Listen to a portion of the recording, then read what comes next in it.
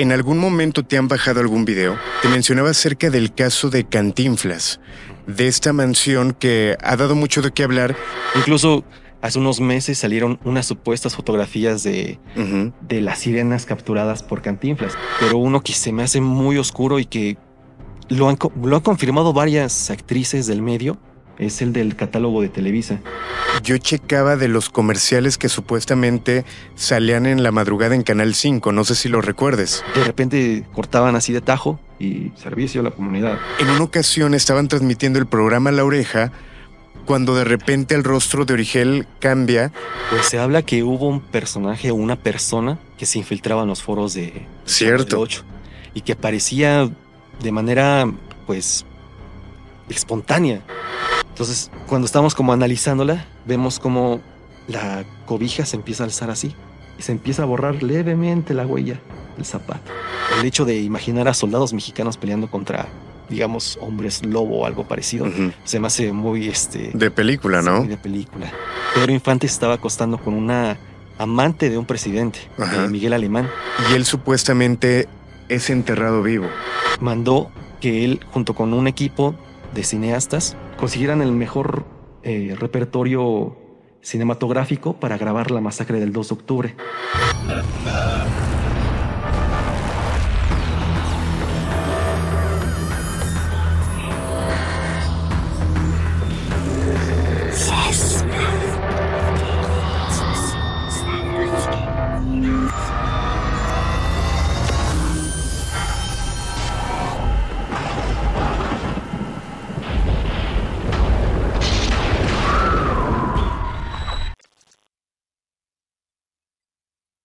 Nos dimos a la tarea de buscar a los mejores creadores de contenido paranormal y él tenía que estar aquí.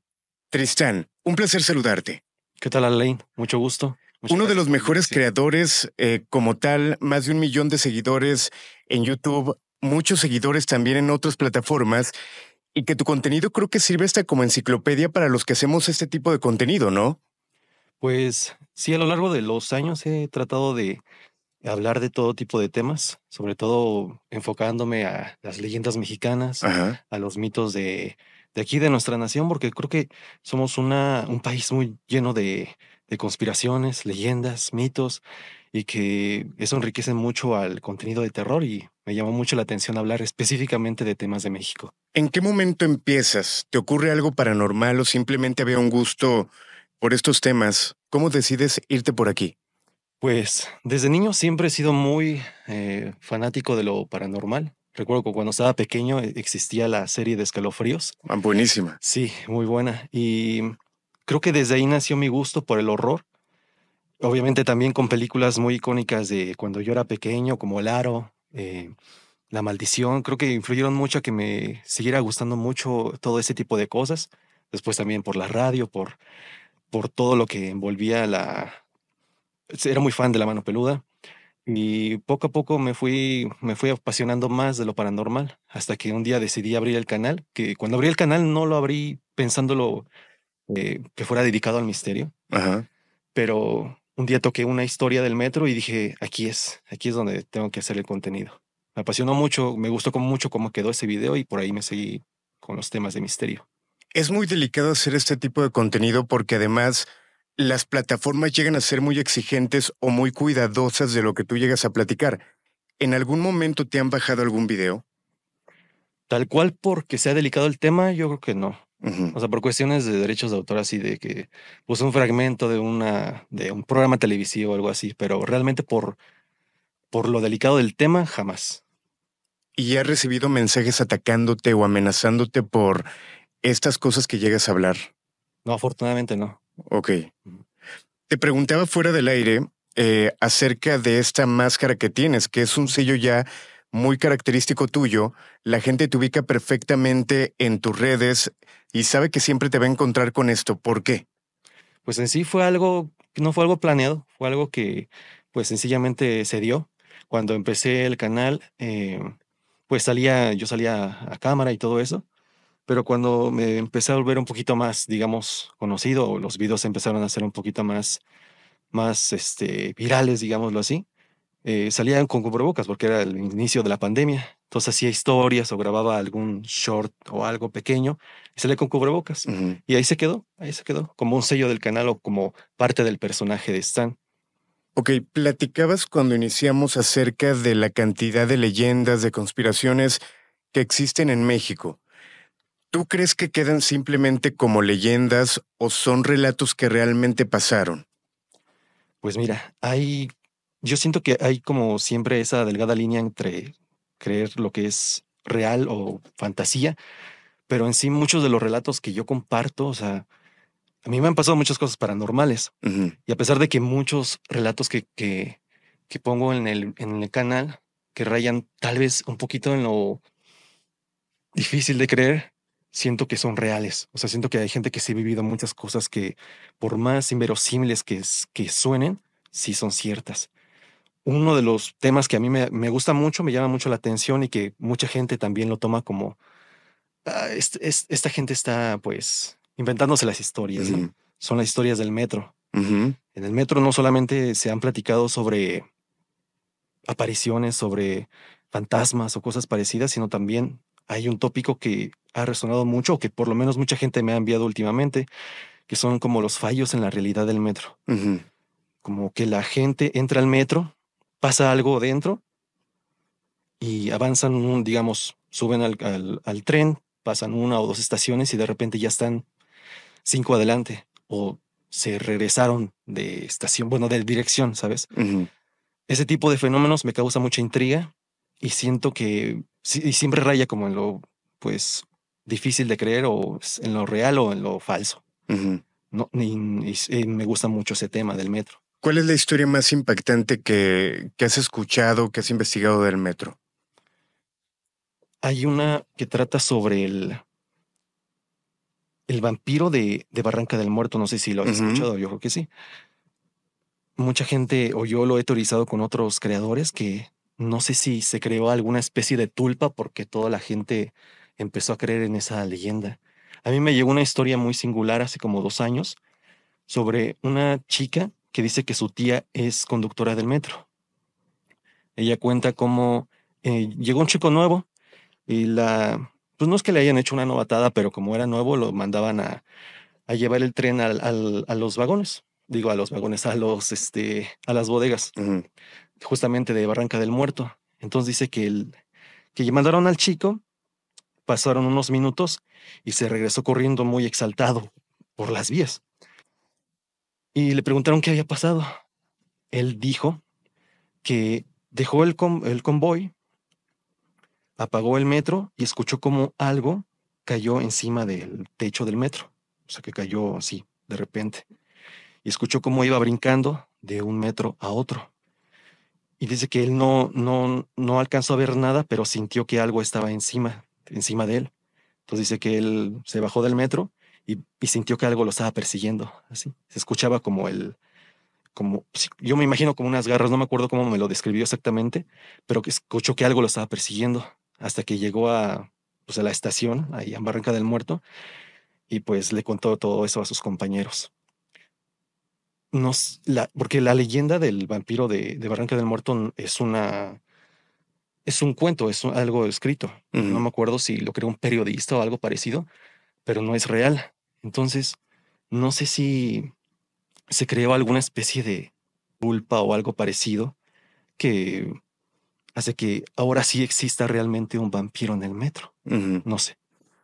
Fíjate, por ejemplo, ahorita que hablas de este tipo de cuestiones que posiblemente alguien puede inventar esta historia y se va generando a lo mejor como una tipo histeria colectiva. Últimamente y ayer que platicábamos un poco, te mencionaba acerca del caso de Cantinflas, Ujú. de esta mansión que ha dado mucho de qué hablar y que al final de cuentas yo creo que es parte del compromiso, pudiéramos llamarle, que tienes tú como creador de o ver una historia, analizarla, estudiarla y darle información a tú inventar la historia. Y este caso de Cantinflas y las sirenas es muy interesante y últimamente ha dado mucho de qué hablar. ¿Tú has investigado acerca de ello? Pues conozco poco acerca del tema. O sea, sé que Cantinflas construyó, bueno, mandó a hacer una mansión en Acapulco, a las orillas del mar. y que él supuestamente era un fiel creyente de las sirenas. Se habla que un hombre extraño le dijo que si él quería conocer las sirenas, tenía que construir esa mansión de cierta forma para atraerlas. Incluso hace unos meses salieron unas supuestas fotografías Ujú, de las sirenas capturadas por Cantinflas y se ve las sirenas y como que están en una jaula, pero pues se supo que era falso, ¿no? ujú. Pero sí, la leyenda está persistente ahí. Y si han visto videos de exploraciones a la casa de Cantinflas, hay como pequeñas sirenas grabadas así en Ujú, las paredes de la mansión. Muy, muy curioso, pero que yo sepa, no es algo oficial, o sea, no es algo ujú. que salió de la boca de Cantinflas, eso de las sirenas, como que más se fue construyendo poco a poco en base al mito de esa mansión. Ok, porque tal cual como lo comentas, se habla de que en una cantina, un bar, llega un hombre y esto suena mucho como hacer un pacto con un demonio, ¿no? Hay mucha gente que especula que sí era un demonio, hay gente que especula que era simplemente una persona extraña, pero se habla que esta persona le da una piedra tipo cuarzo, justo con estas indicaciones que tú comentas de que tiene que construir una casa con ciertas características, porque precisamente Cantinflas tenía como la inquietud de conocer y enamorarse de una sirena. Y es extraño toda esta información porque, por ejemplo, buscaba, no hay algún científico o la ciencia no ha dicho realmente existe esta especie. No hay absolutamente nada. Yo creo que todo es parte de una leyenda hasta que no se demuestre lo contrario. Sin embargo, por ejemplo, creadores como Carlos Nehm, que fue el que lo hizo muy viral estos últimos días, ha dado información que no sabemos qué tan real es. Estas fotos, igual tú lo puedes hacer, imprimir unas fotos, decir que tú las encontraste y te va a ir muy bien. Quién sabe qué tan real puede ser, ¿no? Sí. Bueno, Carlos Name, yo lo he conocido y creo que ha tenido muchos casos relacionados a él que han sido, pues han sido como RPGs, ¿no? Ajá. Como juegos de realidad alternativa. Así que no sé si él está tratando de hacer algo parecido con lo de Cantinflas, porque también pues queda la duda, ¿no? De dónde sacó las fotografías. Pero de ser cierto, resulta muy interesante. Ujú. Resultaría muy interesante saber que alguien tan conocido tenía ese tipo de pasiones o ese tipo de gustos tan peculiares, ¿no? Siempre he creído que la gente de la farándula es muy, muy extraña, muy Muy peculiar. excéntrica, ¿no? Sí, Y que al final de cuentas, con el éxito que tenía en los años 50, pues tenía la capacidad de comprarse esta mansión y hacer un montón de cosas, ¿no? Yo lo he platicado de repente con amistades cuando te va bien en todos los sentidos, en este caso a él como actor y obviamente la parte económica, pues ¿qué más te puede faltar? ¿Qué más puedes buscar? Y a lo mejor él quiso algo que pues era imposible y que se clavó tanto en eso que construyó esta leyenda. De hecho, bien lo dices tú, hay unas supuestas fotos de unas jaulas donde aparentemente tenía este tipo de peces encerrados, estas sirenas, y se habla que de hecho hay diferentes partes de la República donde hay este tipo de peces. Sin embargo, como bien lo comentamos, no hay absolutamente nada de información oficial, todos son simplemente rumores. así es. Sí, es una leyenda en toda la extensión de la palabra. Pero sería interesante saber qué han dicho los familiares. Ujú. Sé que sus nietos hablaron acerca del tema. Ajá, Los dos lo dijeron que era totalmente falso, pero igual siento que no son personas tan cercanas a Cantinflas, digo, ajá. no lo conocieron, creo que ni siquiera lo conocieron en persona, ¿no? Entonces sería interesante saber qué piensan amigos cercanos a él, si es que siguen vivos, o incluso su esposa, saber si en verdad tenía ese tipo de gustos o pasiones o quería investigar acerca de las sirenas. Creo que ese tipo de personas podrían darnos una perspectiva más cercana a ese mito de Cantinflas. Sí, incluso creo que uno de sus nietos se llama Gabriel. Hace algunos días estuvo en esta finca con un equipo de pseudo investigadores. No lo digo mal plan, pero no creo que sean investigadores reales porque llevaban un bigote falso. O sea, no creo que se prestarían en caso de hacerlo a esto. Y supuestamente captaron cosas extrañas en el mar. Hay que recordar que la casa de Cantinflas tiene un tobogán que para esos tiempos era algo extraño que alguien lo tuviera que daba directo al mar, tenía una alberca que daba directo al mar y esta estatua que supuestamente fue indicación del hombre con el que hace el trato, que tenía que poner observándose el mar para poderles de alguna manera como invocar, porque supuestamente su nieto también habla de una especie de ritual, de una oración que tenía que hacer para que se acercaran las sirenas, cosa que tal cual no sabemos qué tan real es y si esa información realmente en algún momento Cantinflas la llegó a contar a alguien y que esté trascendiendo los datos, ¿no? Sí, sí, porque también pudo haber sido algo que lo hizo en entero secretismo, ¿no? Igual por lo extraño de, de la situación, ¿no? A lo A- mejor fue algo que se reservó mucho. Ahora, para ti, ¿crees que existan las sirenas? Mm, yo digo que no, que existen, pero tal vez no como nos las han pintado, tal vez. Ujú, Tal vez siento que son como un ser más espiritual que físico. ujú. O sea, no es algo como que lo puedas capturar o algo así. Siento que es algo más como un fantasma, como, sí, como un espíritu del mar. Siento que es algo así. No siento que sea algo tan físico y por lo mismo siento que tal vez la forma de contactar con ellas requiere un poquito más de trabajo o de conocimiento para estar en contacto con ellas.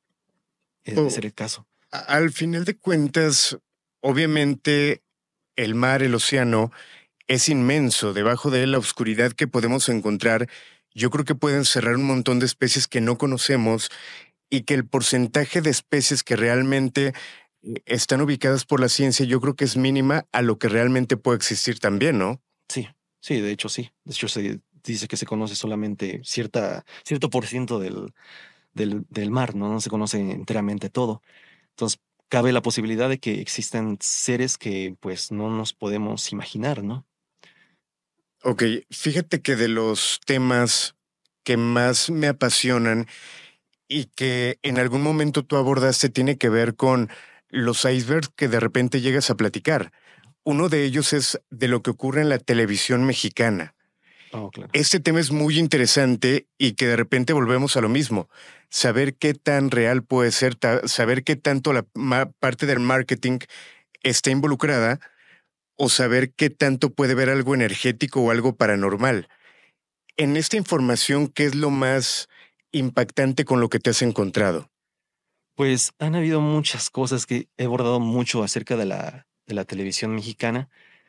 Un tema que a mí me llamó mucho la atención y que se habló en los primeros capítulos que abordé de la serie era sobre un integrante de Odisea Burbuja que Ujú, presuntamente era satánico o era satanista, no sé si lo estoy diciendo de la manera correcta, ujú. pero se supone que él estaba involucrado en una secta y, y él sabía que mucha gente de la política y de la televisión estaba involucrada en eso y mm, hacía rituales y hacía, digamos, pactos con entidades oscuras, ¿no? Ujú. Al final se supo que este actor, no recuerdo el nombre, no tenía vínculo con Odisea Burbuja, jamás participó como actor, porque se decía que era pistachón, pero Ujú. no, realmente él no tuvo ninguna participación en el programa, pero se me hizo muy interesante en su momento y llamó mucho la atención también, Sí, porque totalmente. ujú, ese me llamó mucho la atención,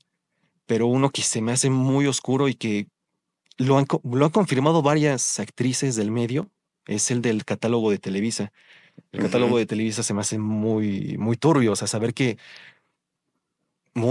digamos, jóvenes, mujeres, estuvieron a la disposición de altos mandos de la televisora, o inclusive de la política o de cualquier otro rubro, importante, se me hace, pues, muy, muy turbio. Porque ahí se hablan de artistas muy importantes, ¿no? Por ejemplo, Lucero, que es la primera que me llega a la mente, pero el catálogo es amplio. Sí, se habla que había muchas, muchas actrices, pero sí, o sea, se me hace, porque salió hace como 2 o 3 años una fotografía, una supuesta filtración de una imagen de Lucero justamente donde venía su edad, su estatura, Ujú. cuánto costaba pasar la noche con ella o simplemente llevarla para una cena como acompañante. Y se me hizo turbia esa imagen. No sé si sea real o no, pero sí te pone a pensar, ¿no? ¿Realmente estaba tan bien organizado? O sea, realmente la, tenían estaba tan sistematizado en Televisa ese tipo ese tipo de negocio, ese tipo Ujú. de prácticas que ponían tal cual la edad y todos los datos de la actriz. Se me hace muy escalofriante, la verdad. Fíjate que también recuerdo mucho, obviamente también has hablado de ello, pero en algún momento yo checaba de los comerciales que supuestamente salían en la madrugada en Canal 5, no sé si lo recuerdes, Sí, y que sí eran tétricos, ¿no? eran muy bizarros, eran muy bizarros. Creo que fueron dirigidos por, no sé, no me acuerdo si fue por González Iñárritu, me parece, Ujú. y eran muy, muy peculiares, eran muy extraños. O sea, no se salía de lo convencional que podías ver en la televisión, sobre todo de Televisa, era algo muy raro. Creo que cuando se llegaban a ver, cuando tú los llegabas a ver y eras niño, creo que sí te podía extrañar muchísimo. Ahora los ves y dices, ok, es curioso, ¿no? Pero Ujú. en aquel momento verlo de niño, creo que sí te podía sacar un, un pequeño susto. Y que además era algo que sí se te quedaba en la mente, ¿no? Por ejemplo, yo creo que todos los que somos como de esta generación podemos recordar cuando salía la voz de Canal 5 al servicio de la Oh, comunidad. sí. Y que también se habla de que salía la imagen, creo que de una mujer que era constante que la publicaran y que nunca se supo por qué. ¿Llegaste a Sí. escuchar de eso? Sí, de Selena Delgado. Sí, el segmento de servicio a la comunidad se me hacía súper tétrico porque veías, o sea, y salía a cualquier momento Ujú. de la programación, o sea, podías estar viendo Dragon Ball, ver anuncios de un nuevo juguete, de Hot Wheels, de lo que quieras, perdón si dije marcas, pero de repente cortaban así de tajo y servicio a la comunidad, y una voz en off y el filtro ese, bueno, ese sonido de ambiente como con estática, o sea, te sacaba mucho de onda. Ajá. Y luego saber que ponían niños que habían desaparecido o que te decían fue visto por última vez en tal lugar, se extrañaba muchísimo. Y Selena Delgado fue una chica que supuestamente apareció durante 10 años consecutivos. Pero lo raro era que Selena Delgado siempre aparecía con con la misma foto y Ujú. las mismas circunstancias. Se habla que se perdió en el año 2000, pero mucha gente asegura que la vio desde muchos años antes. Entonces se especuló que Selena Delgado realmente no era una persona, sino más bien era como un código entre la policía, como para anunciar algo. O sea, cada vez que salía Selena Delgado en la televisión, era para anunciar algo, como un código secreto, algo Ujú. parecido. Pero no se sabe qué podría ser. No sabe qué podría ser. Ok. Cuando salió todo este tema, a mí me llegó no me acuerdo si fue un correo, un mensaje de una suscriptora que dice que sabía quién era Selena Delgado, que supuestamente Selena Delgado era una chica de la prepa 8 que se había fugado con su novio y que su madre la había puesto en el servicio de la comunidad, pero que Selena Delgado al poco tiempo regresó y pues no hubo más misterio más que eso. Pero se seguía preguntando por qué seguía saliendo Selena Delgado en la programación, bueno, en el segmento de servicio a la comunidad. Ujú. No sé si creer en la historia, ya que fue simplemente un comentario, no me puso evidencia, o sea, no me puso una foto, digamos, generacional donde estuviera Selena Delgado o algo así. Entonces fue muy ambiguo lo que me contó esta suscriptora, pero podría ser una respuesta a ese enigma. Ok. Ujú. No sé si llegas a escuchar, por ejemplo, de La Hora Marcada, que era producida por Guillermo del Toro y creo que Cuarón, y se habla que hay episodios como prohibidos porque la gente cuando lo llegó a ver eran tan fuertes a nivel psicológico que llegaron a provocar desde una esquizofrenia hasta personas que aseguraban que provocaban actividad paranormal dentro de su casa y simplemente esos episodios tuvieron que desaparecer. Y esto está catalogado como información secreta y como un rumor que no se sabe qué tan real puede ser. Parte de lo que tú platicas. ¿Qué otro hemos escuchado? Hay otro que me suena mucho que es de Juan José Origel. No sé si te tocó verlo. En una ocasión estaban transmitiendo el programa La Oreja cuando de repente el rostro de Origel cambia y se ve un tanto demoníaco, que no sé qué tanto puede ser una falla técnica o qué tanto haya pasado algo raro.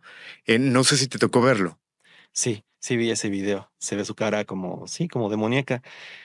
Es que en ese tiempo, cuando empezaron a salir todo lo de las leyendas urbanas de la televisión, fue como se tomó entre misterio y entre Ujú. entre meme, ¿sabes? Ujú. Entre como que era algo chistoso.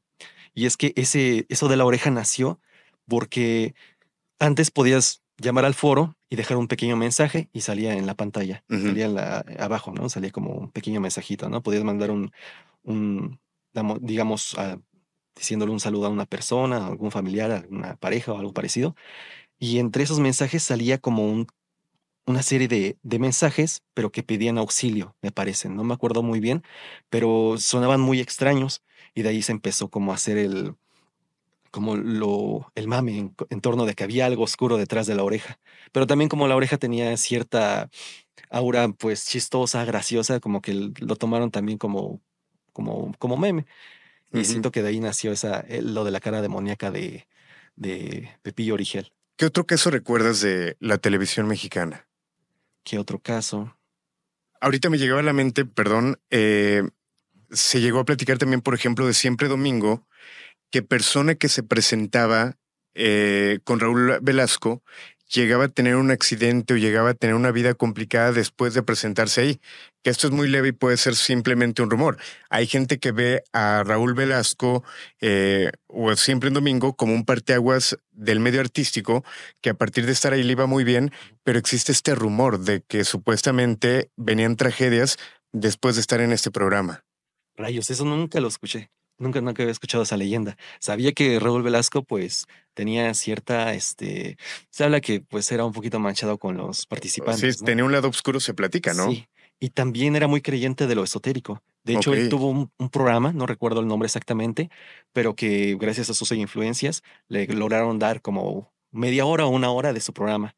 Y hablaba y tenía invitados que tenían ciertas creencias del mundo esotérico, de lo paranormal y él tuvo ese programa, duró poco, no recuerdo el nombre, pero fue algo curioso. Ujú. Y era raro porque yo jamás me imaginé que ese personaje tuviera como esas inclinaciones o esas creencias. Pero ahí está el programa. Creo que hay varios capítulos grabados, son como de los años 80. Ujú. Apenas un podcast muy conocido, unos buenos amigos de Se Regalan Sustos, hablaban también sobre El Chavo del Ocho. ¿Tú has llegado a escuchar algo de ellos? ¿Algo de esto detrás de estos episodios tan conocidos a nivel mundial? ¿Hay alguna parte oscura? Pues se habla que hubo un personaje o una persona que se infiltraba en los foros del Chavo del Cierto. Ocho y que aparecía de manera, pues, espontánea, ya sea en la casa de Don Ramón o en la casa de la Bruja del 71, pero que aparecía y se asomaba. Ajá. O ellos estaban interpretando el sketch y de repente se asomaba. Y es que suena extraño porque, digamos, es una producción que ya tenía renombre, ya tenía mucho cuidado, entonces se tenía se tenía que tener cuidado en todo lo que se hacía, ¿no? Ujú. Entonces no era como que un random, incluso alguien del staff pudiera cruzarse, ¿no? Era como que tenía que tener mucho cuidado en el momento de la grabación. Era un buen programa. No, yo creo que el número uno de ese momento. Totalmente. Ujú. Hace un momento hablabas sobre cosas paranormales que te ha tocado vivir. ¿Me podrías platicar un poquito acerca de ello? No sé qué tanto lo cuentes, si es complicado para ti platicarlo.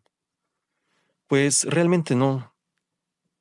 No sé si yo he llegado como a tener la facilidad para ver ciertas cosas. O sea, no estoy diciendo que sea como vidente o algo que vea a cada momento, Ujú. pero hace unos años, con mis papás, ellos vivían, o más bien viven cerca de un panteón. Y en esa casa siempre pasaron cosas, siempre hubo cierta actividad, de la cual ya ha bajado mucho, de hecho, pero que siempre hubo mucha actividad en esa casa. Vivíamos a 2 cuadras del panteón y cada que había una marcha fúnebre, cada que iban a enterrar a alguien, siempre pasaba la gente por ahí. Yo soy muy de las creencias de que los sentimientos o la energía se quedan en ciertos espacios. Entonces, siempre que pasaban personas enfrente de mi casa, iban llorando, iban gritando muy tristes. Entonces yo siento que ese tipo de cosas se quedaban. Yo llegué a vivir varias cosas en mi casa. Una de las que más recuerdo es que un día iba regresando con mis papás de una fiesta de una tía que vivía como a 2 cuadras. Íbamos llegando a la casa y yo tenía la ventana de mi cuarto abierta, entonces se escuchaba desde el exterior o viceversa. Entonces vamos llegando y escuchamos a 2 personas hablar dentro de mi habitación. En mi casa no había nadie. Yo Ujú. soy hijo único, nada más vivía con mis papás. Entonces mi papá escuchó eso y dijo, alguien se metió. Entonces nos dijo a mi madre y a mí que nos quedáramos afuera en la calle y él se metió a ver quién era o qué había pasado, ¿no? Entonces entra, va a mi cuarto, no hay nadie, va a la cocina, va al baño, se da cuenta que la puerta del patio está cerrada, no había nadie. No había absolutamente nadie, pero los tres escuchamos claramente como dos personas estaban teniendo una charla en mi cuarto. Se quedó como algo extraño. Entonces dijimos, ¿qué pasó, no? Entonces yo me fui al cuarto, a mi cuarto, y veo que en la cama se ve como una pisada en el colchón. Se ve hundido, o sea, se ve hundido. Ujú. Y se veía como una tipo bota, porque se veía el taconcito de la bota y se veía así la circunferencia del zapato. Se veía claramente cómo estaba hundido. Entonces voy con mi papá y le llamo. Le digo, pa, ven a ver. Yo tenía una colcha, de ese tipo de colchas que le pasas como la mano y cambia como de tono. Ujú. Entonces vemos la huella y la vamos viendo. Digo, ¿qué será? Entonces, cuando estamos como analizándola, vemos como la cobija se empieza a alzar así y se empieza a borrar levemente la huella del zapato, como si alguien no quisiera que la siguiéramos viendo. ¿Y qué sentiste o qué sintieron en ese No, pues nos momento? cagamos. Sí. Sí, estuvo escalofriante. O sea, ahorita me está dando escalofríos de recordarlo. ¿Qué fue? Y es que las apariciones eran como no era una constante, no era como una misma entidad Ujú. lo que se veía ahí. Unos tíos llegaban a visitarnos y decían que veían un señor mayor en mi cuarto, un viejito. Ujú. Yo nunca lo vi, yo nunca he visto a nadie así como físico, ¿sabes? Como un espectro. Algo que también pasaba y que me causó mucha intriga es que la entrada de mi habitación había un pedazo de madera que complementaba la pared. Digamos que lo pusieron, o sea, nosotros llegamos ahí y ya estaba. Lo pusieron y yo creo que el propósito era como para que quedara la puerta que actualmente está, una puerta de madera. Entonces queda ese pedacito de pared que era de madera, digámoslo así, y a través de ese pedacito de madera rascaban. ¿Qué era lo que rascaba? No sé, pero escuchaba cómo se escuchaba unas uñas, Ujú. cómo rascaban la madera. Y nosotros creíamos que eran ratas, porque la casa es muy vieja. O sea, nosotros dijimos, no, pues abajo de la casa está hueco y las ratas se meten y trataron de salirse por la madera, ¿no? Es lo que creíamos, pero era muy constante el ruido, como el rasgueo. Hasta que un día mi papá, escuchándolo muy de cerca, se le ocurre rascar 3 veces. Y esa cosa, o lo que fuera que estuviera ahí, regresó el rasguño tres Se veces le también. contestó. Le contestó. Wow. Y eso siguió pasando, pero como que poco a poco dejó de pasar. O sea, como que la actividad no era la misma siempre. Ajá. Nunca era la ¿Y misma. nunca llevaron a alguna persona como para proteger la casa o ver qué era lo que pasaba? Tengo un tío que es entendido como en la santería y todo eso, pero a mi papá como que no le dio buena espina que Ujú. pues fuera y armonizara la casa o lo que fuera. O sea, mi papá no le gusta acá en ese tipo de cosas, ¿no? O no se siente cómodo, no sé. Entonces nunca llevamos nada. Como Ujú. que es que no era algo como que nos molestara. Bueno, sí, nos llegaba a impactar, pero no era algo así que nos aterraba o algo así. Ujú. O sea, no había como un ataque que dijeras, es que ya tenemos que irnos de aquí o hacer algo. Sí, exacto. Era como algo que pasaba, pero estaba ahí y te acostumbrabas. A veces escuchaban cómo movían los trastes o cómo escuchaba que golpeaban la puerta. Eso también pasaba mucho. Golpeaban 3 veces la puerta. O Ok. no 3 veces, pero golpeaban la puerta. ¿En qué momento dejó de pasar? Dejó de pasar gradualmente. Yo siento que fue porque ahí donde viven mis papás, empezaron a construir muchos edificios departamentales. Ujú. Entonces, la presencia de gente, yo atribuyo eso. Era, es más, actualmente hay mucha gente viviendo ahí. Y hay mucha gente estacionando sus coches en la calle, paseando sus perros, como que la actividad se hizo más cotidiana bueno, la actividad de personas se hizo más cotidiana en la calle. Yo le atribuyo eso, porque también en la calle pasaban cosas. Yo llegaba luego así en la madrugada y se veía como pasaban sombras hacia arriba, pero así como corriendo, o sea, como alguien, digamos, en moto, pero era una sombra, era como un bulto negro. Ujú. Eso lo llegué a ver yo una vez y varios tíos también lo llegaron a ver cuando visitaban mi casa. No sé qué era, no sé si eran almas del panteón o algo parecido. Ok. Fíjate que esto lo he llegado a comentar muchas veces cuando yo preparaba el programa del día siguiente, lo preparaba por la madrugada y el estar escuchando evidencia, escribiendo, viendo este tipo de información era fuerte y yo siento que se movían energías. Obviamente tú considerando eh, tu canal, tu trabajo y a ti mismo como de los mejores creadores de este contenido, tienes una responsabilidad grande y sobre todo que tienes que ir buscando qué más hacer, qué voy a hacer la siguiente semana, qué material o qué contenido más fuerte que esta semana tengo que publicar y eso te lleva a meterte de repente a cosas muy obscuras, pudiéramos llamarlo.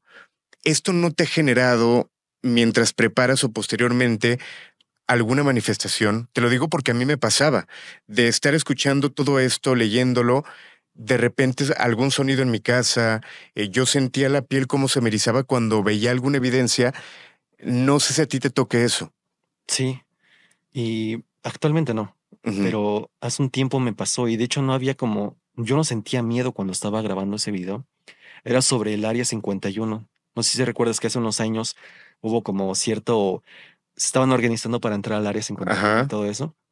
Entonces corría el rumor de que ya un chico había entrado y lo habían terminado los oficiales, ¿no? Bueno, los militares de la zona. Ujú. Pero estaba grabando ese video, o sea, yo no sentía miedo, yo no tenía ningún sentimiento como de terror hacia lo que estaba grabando. Pero mientras estaba en el inter de estar grabando y estar como acomodando los audios, se escuchó como en el micrófono dijeron mi nombre. Y fue una voz de mujer, así Ujú. como de una mujer joven, que dijo Tristán, pero así bien clarito en el micrófono, como si estuviera pegadita al micrófono. Ese día sí me saqué de pedo. Ujú. Porque no, o sea, no había razón de que se filtrara un audio del exterior o algo parecido. O sea, yo estaba solo en mi casa y yo siempre cierro las ventanas cuando grababa. Entonces, no se pudo haber filtrado un sonido del exterior, pero se escuchó como clarito dijeron en el micrófono mi nombre. No sé qué sea, pero en mi casa, mi papá también ha escuchado la voz de una mujer. Ujú. No que dice su nombre exactamente, pero como que habla, como que dicen algo. Entonces no sé si sea eso. Justo te quería preguntar, ¿tus papás te han dicho, ya no me gustaría que hagas este tipo de contenido o por qué no lo dejas o mejor graba de otra cosa? ¿Te lo han llegado a comentar No, justo por las energías que se mueven o no lo toman en cuenta? no, de hecho, mi papá es muy fan de lo sobrenatural. Ok. Sí, cuando empecé a hacerlo, sí, o sea, sí, como que sí me alentó para que siguiera haciéndolo, ¿no? Y Ajá. también él me inculcó mucho como todo este tipo de programas o de películas, ¿no? Me decía, ve esto, ve aquello, y pues ya, nos poníamos a verlo. O sea, siempre ha sido como muy allegado a lo paranormal también. Es parte me cultivó mucho el gusto por el misterio. Ok. Ujú. Justo sobre lo que te decía, si hay algún capítulo que te hayan bajado, me comentas que no, pero en este caso, de forma muy personal, ¿has hecho alguna investigación y que digas, híjole, creo que está muy fuerte, creo que esto sí me puede meter en problemas, creo que esto es mejor no sacarlo ahorita? ¿Te ha pasado? ¿Has llegado a ese punto? Hasta el momento no. Sí, hasta el momento no. O sea, trato como de ser cuidadoso de lo que hablo o de lo que no hablo, pero sí siempre trato de como de ver si vale la pena hablarlo. Porque sí, yo he querido hablar, he querido tocar temas, pero definitivamente digo, no, no es buena idea. Ujú. O no es el momento adecuado. Tal vez en unos meses que esté más relajado la bronca, estaría bueno abordarlo. ¿Cómo qué tipo de temas? Por decir, cuando fue la captura de Ovidio, dicen que hubo una como cortina de humo, porque el día que fue su detención hubo como un accidente en el metro. Entonces dice que hicieron el accidente como para ocultar lo que había pasado realmente con la captura de Ovidio. Ujú. No me acuerdo exactamente qué querían ocultar o cómo estaba la supuesta cortina de humo, pero sí, quería abordar eso, pero dije, no, no es buen momento. Ahorita tal vez haya problema para abordarlo. Espero no equivocarme, pero creo que tú has hecho varios videos enfocados a ese tema, de estas cortinas de humo que llegan a existir. Sí Ujú. lo has hecho tú, ¿no? Sí, sí, ahí tengo una saga de varios temas, de varias cortinas. En ese sentido, y que es un término muy conocido por los mexicanos, llega a pasar algo y lo primero que llegamos a decir es una cortina de humo. Sí. ¿Cuáles serían los casos más sonados que pudieras mencionar? Pues se habla mucho del caso Polet, o sea, que Ajá. hubo una cortina de humo porque en ese momento la delincuencia, o más bien la guerra contra el narco, se disparó de manera excedida, ¿no? Entonces se habla que crean lo de la niña Polet para, pues, olvidar, hacer que la población se olvidara un poquito de todo la guerra contra el narco. ¿Qué Ujú. tan real es? Pues no lo sé, pero el caso, pues sí tiene muchas inconsistencias, que yo siento que no es una cortina de humo, pero me tocó abordarlo porque mucha gente me lo pedía. Pero siento que esa pudo haber sido como una cortina de humo, tal vez no tan, no, o sea, no provocada, pero pues que tal vez le quedó como anillo al dedo al gobierno. Totalmente. Ujú. Eh, Mucha gente, me imagino, te manda historias, te quiere platicar su caso o te pide investigar algún tema. ¿Alguno de esos mensajes te ha impactado que te digan, me pasó esto, me tocó vivir esto y lo quería platicar con alguien? Y tú te llegas a hacer como mucho de amistad con los seguidores. ¿Hay algún caso que te haya impactado? Es que son varios. Si llegarse a recordar uno, hay un suscriptor que estimo mucho, se llama Javier, él Ajá. es militar, no sé qué grado tenga, o sea, he hablado con él pocas veces, pero me ha mandado varias historias y me contó una muy peculiar en donde él estaba, me parece que estaba en Chiapas, en la selva, en la selva chiapaneca, en donde dice que sus compañeros tuvieron un enfrentamiento con nahuales, así tal Ujú. cual, con nahuales. De la historia, pues no sé qué creer exactamente, pero sí se me hace muy interesante. O sea, sí me impactó en su momento, porque el hecho de imaginar a soldados mexicanos peleando contra, digamos, hombres lobo o algo parecido, Ujú. se me hace muy, De película, sí, muy ¿no? de película. Pero ya cuando te lo platica alguien que tú conoces o que es un constante que te escriba, ya te pone a dudar, ¿no? Sí, En que claro. pueda ser real. No, y yo lo tengo en Facebook agregado. O sea, si es un militar, o sea, si es alguien que está en el ejército, no es un random que me mandó un correo así anónimo o algo parecido. O sea, si es una persona real. Y Ajá, eso me hace dudar todavía más de la historia. Más bien creer un poquito más la historia. totalmente. Cuéntame, de todos estos episodios también, ¿cuál otro te ha impresionado? ¿Cuál otro te ha impactado el ir recopilando la información y que no te imaginaras a dónde ibas a llegar? Hay una historia que ya tiene muchos años en el canal que ha sido de las pocas historias que me causan escalofrío al momento de leerla y el momento de grabarla. No sé si has escuchado el fenómeno como de las figuras religiosas moviéndose o que Ujú. tienen como cierta energía extraña y todo eso. A mí me llegó una historia muy peculiar sobre un Cristo que supuestamente se movió en Semana Santa, pero no solamente se movió, sino se bajó de la cruz. Pasó en un pueblo de Chihuahua o algo parecido al norte del país. Y el suscriptor, que ahora ya es un hombre mayor, me cuenta que cuando era un niño vivió toda esta trama de un padre que llevó un Cristo a su comunidad. Era un Cristo viejo, un Cristo antiguo que según supuestamente por lo que me cuenta había quedado abandonado de un pueblo que quedó en el olvido, un pueblo fantasma.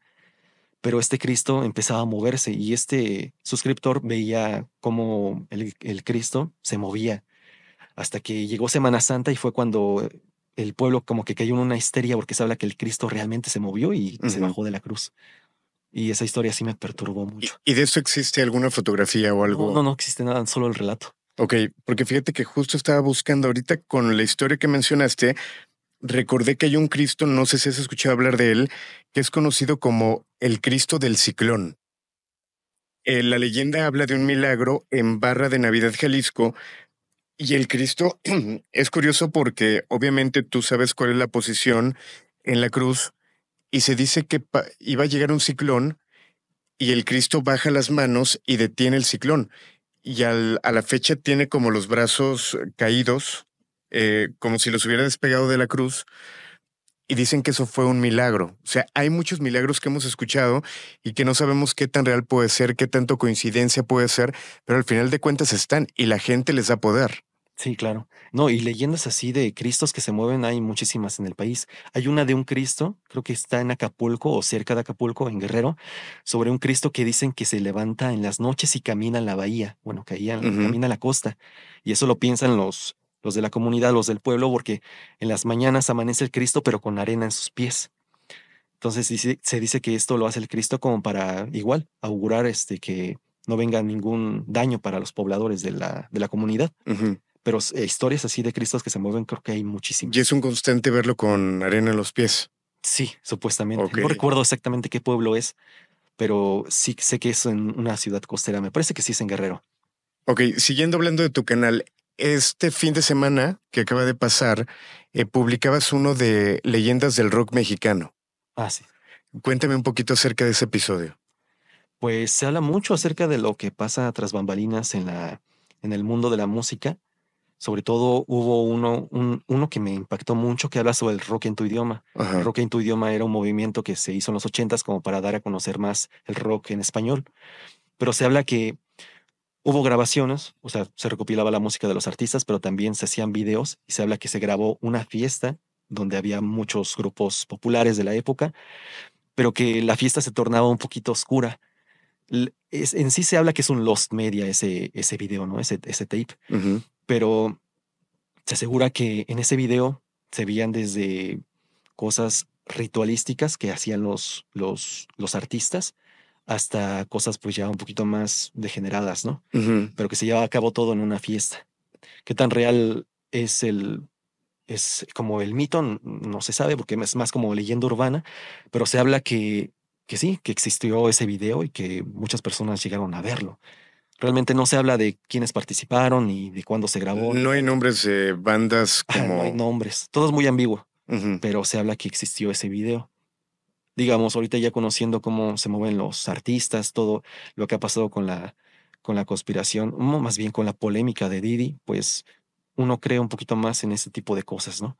De que pueden ser reales, toda la perversión que puede haber tras el mundo del espectáculo y todo eso. Totalmente. Y es que justo es lo que decíamos, ya cuando tienes éxito en lo económico, en lo laboral, y puedes cumplir cualquier capricho que quieras, a lo mejor teniendo todo que sigue, ¿con qué excentricidad puedes satisfacer ese a lo mejor vacío que a pesar de tener todo, puedas tener?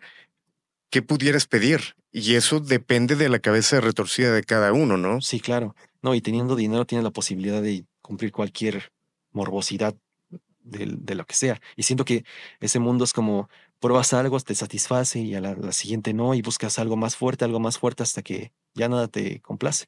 Siento Ujú. que es como lo que pasa con ciertos artistas.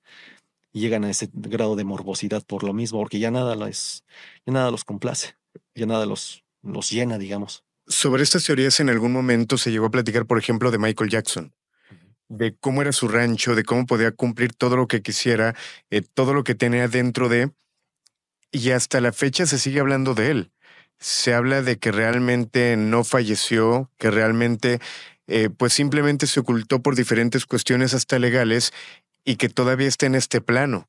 ¿Has investigado de esto? Pues recuerdo mucho un video de un supuesto fantasma en el rancho de Neverland Ajá. que salió al poco tiempo de que falleció Michael Jackson y estaba la grabación ahí. De hecho, Carlos Trejo dijo que la había grabado supuestamente. Pero sí, se habla mucho de eso. También se habla que encubrió su muerte. Ujú. Hay una persona, no recuerdo el nombre, que se dice que él es realmente Michael Jackson y que se operó justamente para perder todos los rasgos Ajá. del rey del pop. ¿Qué tan cierto es eso? No lo sé. La verdad no estoy muy informado del tema, pero sé que hay mucha leyenda en torno a Michael Jackson. Ok, no sé qué tanto lo has investigado. De hecho, yo me gustaría en algún momento hacer como una investigación muy profunda, por ejemplo, regresándonos un poquito a México, de Pedro Infante, que también se habla que él, su muerte fue inventada, se habla de un cantante que lo estuvo, o que de repente salió y que decían que él era tal cual Pedro Infante y que su manera de cantar, de hablar, esa empatía que tenía con la gente, decías, es que sí pudiera ser. Sí, Creo que no tiene mucho tiempo que falleció, si no me equivoco, pero la leyenda de Pedro Infante también es una de las que han sonado de sobremanera y que te da para investigar si realmente no murió realmente en ese accidente en avión. todo lo que se llega a platicar. Sí, bueno, la leyenda sí está muy interesante porque cuenta con una historia pues muy profunda tal cual. Hay diferentes versiones. Hay una que indica que Pedro Infante estaba acostando con una amante de un presidente, de Ajá. Miguel Alemán. Entonces habla que Miguel Alemán, furioso, quiso eliminar a Pedro Infante. Entonces contrató dos matones para que ese día, cuando iba a volar, me parece que estaba en Mérida, lo interceptaran y lo dieran por muerto, o hicieran lo posible para que la avioneta se estrellara. Ujú. Pero se habla que estos matones tenían tanto amor por Pedro Infante o tanto cariño como lo tenía todo México hacia él, que le dieron la oportunidad de traer a otra persona, hacerlo pasar por él, ponerle su cadena y que ya en la evidencia, bueno, en el la escena del accidente se viera que era Pedro Infante por su cadena, supuestamente. Entonces le Ok, permitieron vivir y él se refugió en el rancho de Cantinflas, presuntamente, ¿no? ok. Y hay otra que dice que a Pedro Infante sí también lo sacaron, estos matones, pero lo llevaron al Hospital Psiquiátrico de la Castañeda. Y ahí estuvo pues muchos años, hasta muchos años, pues como tal cual como alguien enfermo de la cabeza, en donde sufrió abuso, sufrió tortura por parte del presidente, por órdenes del presidente Miguel Ujú. Alemán, hasta que fue liberado. Y es que es muy curioso porque Antonio Pedro, que es el cantante que dicen que es Pedro Ujú. Infante, salió a escena justamente en el año que falleció Miguel Alemán, como si se hubiera quitado esa presión que tenía del expresidente Miguel Alemán para que él pudiera salir al público, ¿no? Ujú. Pero evidentemente ya no podía hacerlo porque oficialmente Pedro Infante ya había muerto. Entonces habla que él tenía tantas ganas de seguir cantando, de seguir en contacto con el público, que adoptó otra personalidad o otro nombre y empezó a hacer shows. Y Ujú. es que el señor sí se parece un poquillo Sí, a de hecho Pedro Infante. han hecho como comparativos Sí, de los y rasgos. con medidas y todo, ¿no? Ajá, sí, y se parece mucho. Y uno lo escucha hablar en entrevistas y tiene esos modismos, esas expresiones de Pedro Infante. Ajá. Yo hubo un tiempo en que dije, sí, sí, es Pedro Infante. Que sí, o sea, tiene toda la pinta, ¿no? Fíjate que esa camada del cine de oro, hay muchas historias. Por ejemplo, María Félix, que también se llega a hablar de cuando ella fallece, de entrada se habla que ella llegó a comer carne humana. Sí. Se llega a platicar de que ella estaba muy metida en la brujería e incluso que cuando la exhumaron, encontraron cosas extrañas al momento de exhumar a María Félix. Eh, y que al final, otra leyenda más para el cine mexicano. De eso yo no lo había escuchado, de que habían encontrado cosas extrañas en su cuerpo. Lo de la carne humana sí. De hecho, hay Ajá, una entrevista donde ella misma lo confirma, ajá, que en un viaje ella le ofrecieron carne humana y lo probó. ajá. Es curioso porque, pues, todas esas leyendas como que se confirman en cierta medida con ese testimonio, ¿no? Y te hace pensar que tantas otras leyendas, que tantas otros mitos podrían ser verdad, ¿no? Ujú. Porque no sé de dónde nació, porque a ella le preguntaron, ¿comiste carne humana? O sea, ¿de dónde nació ese mito también? Hace que nos preguntemos qué tantos son reales realmente. Sí, totalmente. Joaquín Pardavé también, Ah, sí, que se habla de catalepsia, sí, una enfermedad donde tus signos vitales disminuyen técnicamente al máximo y él supuestamente es enterrado vivo. Y ahí nace otra leyenda para el cine mexicano. sí. Bueno, Joaquín Pardavé se habla que un día, después de ir a los bolos con su sobrino, me parece, pues le dio un ataque al corazón. Bueno, eso es lo que dice la versión oficial. Y que pues terminó, había comprado, creo que ese día, un boleto para la lotería y supuestamente el boleto había resultado ganador, pero ya había sido enterrado. O sea, Ujú. ya se había hecho todos los procesos fúnebres y se había enterrado. Entonces habla que quisieron exhumar el cadáver por ese boleto de lotería. Y ahí se dieron cuenta de que el ataúd estaba rasgado. Él tenía una expresión horrible de desesperación que indicaba de que había sido enterrado vivo. Ujú. Obviamente los diarios de la época hablaron del tema y su familia lo desmintió desde el primer momento, pero desde ese momento se habló de que había sido enterrado vivo. ¿Qué tan real es la historia? A mí se me hace un poco inverosímil creer que realmente lo exhumaron por un boleto de lotería que se quedó en Ujú. su saco, ¿no? Pero no sé, se me hace muy interesante también esa leyenda.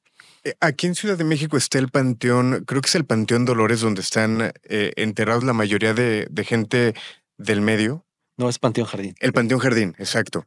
Eh, Hablando de panteones, ¿qué leyendas conoces tú en este sentido? ¿Te has metido a investigarlas o no has entrado mucho a hablar de panteones? De panteones, bueno, sí, respecto al Dolores se habla mucho.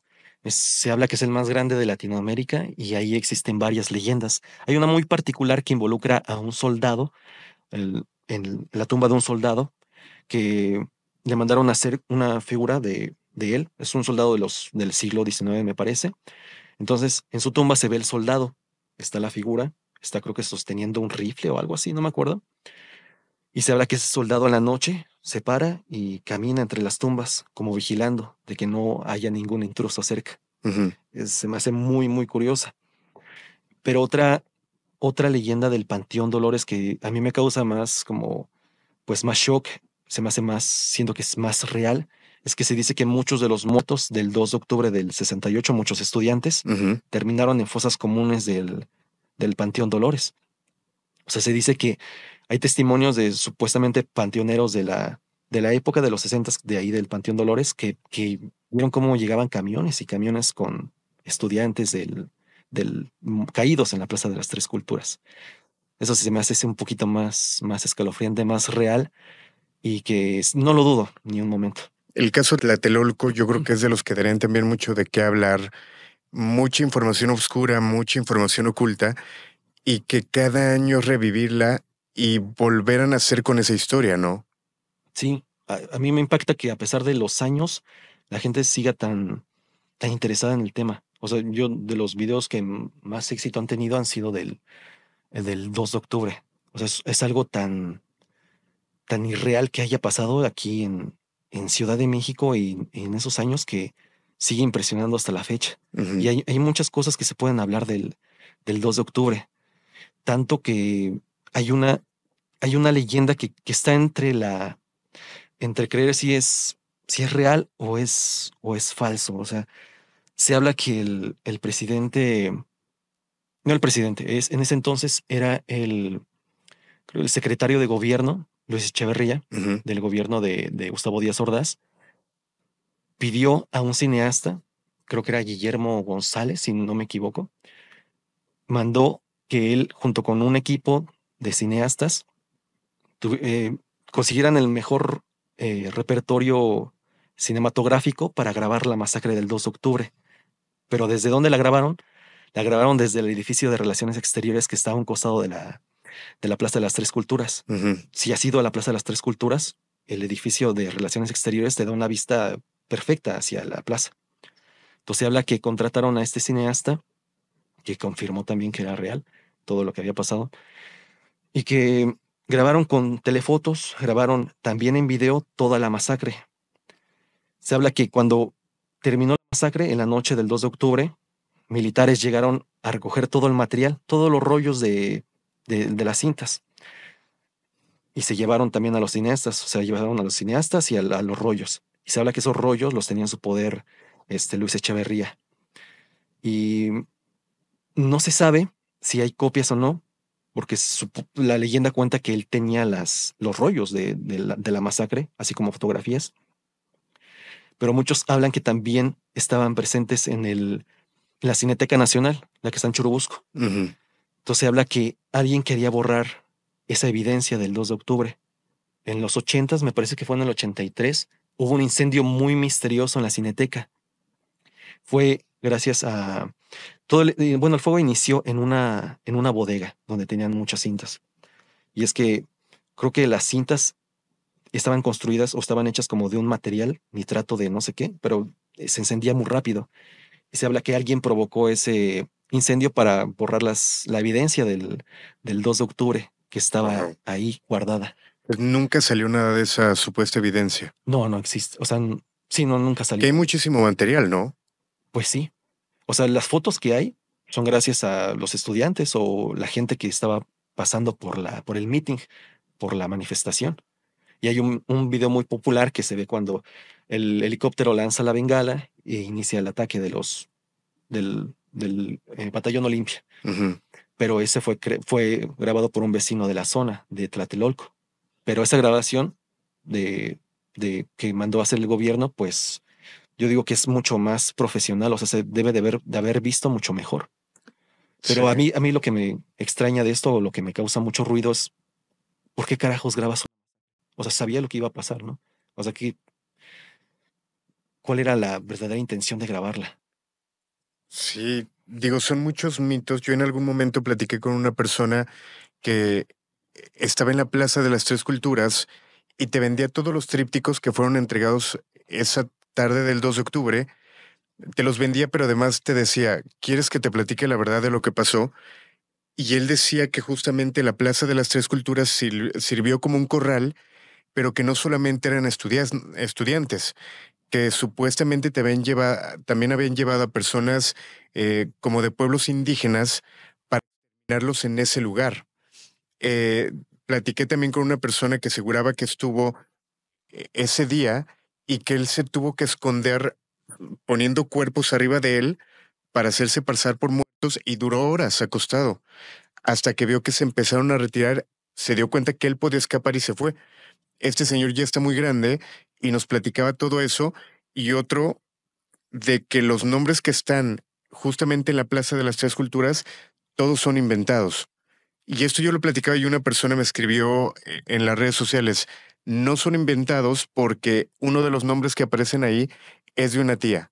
Y ya no sabes qué creer, ¿no? Ujú. Sí, es que hay tantas cosas. Yo digo que sí son reales, Ujú. pero no son todos.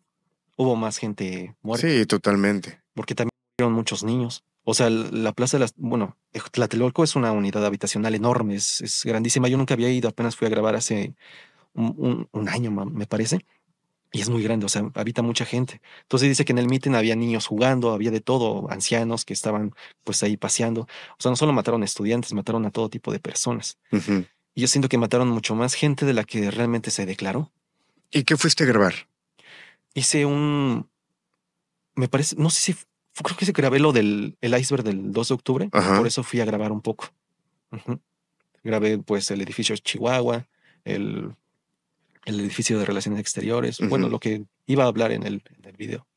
¿Y cuál era tu sensación ahí? ¿Se Es siente? extraña, sí, es muy, muy rara, porque vi muchos documentales acerca del 2 de octubre y no sé, se siente, tal vez era percepción mía o estaba sugestionado, pero sí se siente como un aura medio escalofriante ahí, porque entré al edificio Chihuahua, o sea, entró un Ujú. vecino, porque solo puede entrar con llave y me metí atrásito de él. Y Ok. empecé a grabar, pero alguien de los que están como, hay como una oficinita hasta abajo del edificio Chihuahua, Ajá. me la hizo de tos. Me Ajá. dijo, no, no puedes grabar aquí. O sea, se puso medio pesada la señora. Le digo, pero es que es para un proyecto escolar, le dije. Dice, aún así tienes que pedir permiso, pero ten mi contacto y ya me hablas y vemos cómo lo hacemos. No sé si quería que pues nos arregláramos aparte o algo así, Ajá. pero sí, la sensación es rara, porque el edificio está tal cual como estaba en los 60. O sea, ves fotografías o ves videos y se ve idéntico. O sea, el mosaico, los barandales, lo- el, los elevadores, se ven igualitos. O sea, te hace sentir que estás ahí. Y yo creo que la película que mejor lo retrata es la de Rojo Rojo Amanecer. amanecer, sí. Eh, Desde una forma interna, una familia cómo lo vive, sin que se vea todo de forma exterior, es fuerte, lo retrata de una manera interesante y muy buena, ¿no? Sí, sí, a mí me causa mucha tristeza cómo dan a entender la masacre cuando los niños asoman por la ventana y ven todo el... Es muy fuerte. Y también cómo llega el batallón Olimpia y irrumpe en la casa y los mata así sin remordimiento. Me causó mucho escalofrío esa película. Y también la cinta misma se grabó en entero secretismo. Ujú. Se grabó a finales de los 80 ya en el mandato de Gustavo, no de Gustavo, de Carlos Salinas de Gortari. Y de hecho se grabó en mucho secretismo. Por eso casi no hay escenas del exterior de la Plaza de las Tres Culturas, Ok, porque estaba tan controlado de que no se hablara de eso, que si veían a alguien con una cámara grabando, ahí se corría el rumor de que pues estaban haciendo un documental o una película del 2 de octubre. ok. Hasta que finalmente, no recuerdo cómo llegan a un acuerdo los productores de Rojo Amanecer con el gobierno, e incluso hay una fotografía cuando la ve Salinas de Gortari y le da el visto bueno. Pero creo que él mandó a quitar ciertas escenas polémicas. Yo me imagino que como eran como escenas dedicadas al PRI o algo parecido, ¿no? Ajá. De que era el gobierno priista quien estaba de quién hizo todo eso. Pero él dio el visto bueno y quitó escenas y dio luz verde para la película. Wow. Y todo esto, el episodio lo tienes ahí en tu canal. Sí, sí, esto de Rojo Amanecer lo abordé en una parte de Leyendas Urbanas de la televisión mexicana. Perfecto, habrá que checarlo. Para cerrar, ¿cómo te encuentra la gente? Invitar a la gente a que siga checando tu contenido. Si tiene alguna historia, me imagino que quiera compartir contigo o algo que quiera que investigues, te lo puede mandar también. Sí, claro, me lo pueden mandar a mi correo. Mi correo es evidencia.tristan@gmail.com. Ahí pueden enviarme cualquier tipo de información, videos o lo que sea. ¿Qué es lo que viene para tu canal? Pues seguir, seguir adelante. Yo últimamente he tratado de hablar como de temas pues del momento y me ha servido mucho, porque antes no trataba de evitarlo hacer, pero sí me ha servido mucho. Entonces hablar como de temas más del momento, obviamente dedicados al misterio y pues a lo turbio de México, que al parecer es algo que va a ser una constante. Y que hay bastante que hablar. Así es. Perfecto. Gracias por acompañarnos. Esperemos que no sea la primera y última vez. No, muchas gracias a ti, Alain. Pero la verdad estuvo muy bueno el episodio. Muchas Un placer. gracias. Con esto finalizamos este episodio. Invitar a que chequen todo su contenido, que créanme que está muy interesante. Como lo comentaba, más de 1 millón de seguidores. Cada episodio que tiene, los datos que aborda, la forma en que lo aborda, que lo narra. Obviamente los invito a que chequen todo este material. Si tienen alguna fotografía, audio o video que compartir, los invito a que nos lo hagan llegar a través de las diferentes redes sociales, que se suscriban y que nos dejen su comentario. Mi nombre es Alain Luna y descansen, si es que pueden. El grito de la Llorona.